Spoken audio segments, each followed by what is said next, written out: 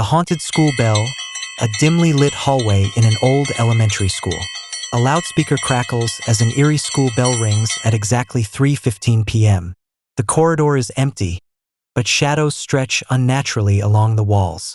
The vanishing student, a young boy, Daniel, standing in an empty art room, his expression frozen in fear as he fades into thin air. Papers and pencils scatter from his desk as if caught in an invisible gust. The cursed hallway, a dark school hallway with flickering lights. At the far end, a mysterious storage room door is slightly ajar, with eerie mist seeping out. Ghostly shadows creep along the walls, moving independently of any light source. The whispering shadows or a pair of children stand frozen in fear inside a dimly lit storage room. Black, shifting shadows emerge from the walls, reaching toward them with elongated, ghostly fingers. A single light bulb flickers above. Daniel's return, a pale, lifeless boy stands in the darkness, his hollow eyes glowing faintly.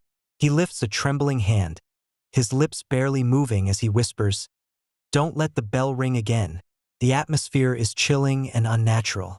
The bell's curse, a massive, rusted school bell hangs from the ceiling, but it seems wrong. Cracks in reality appear around it, and dark tendrils of smoke twist in the air, as if something ancient and unseen is attached to it.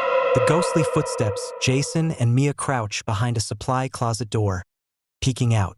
Down the hallway, phantom footsteps appear on the dusty floor, moving on their own. The air seems thick with unseen energy. The final warning. A child's notebook lies open on a desk, covered in frantic scribbles. "Don't stay after school." The writing is smudged as if someone tried to erase it, but ghostly fingerprints remain. The bell that shouldn't exist, a school maintenance worker stands in shock, staring at a strange bell in the principal's office.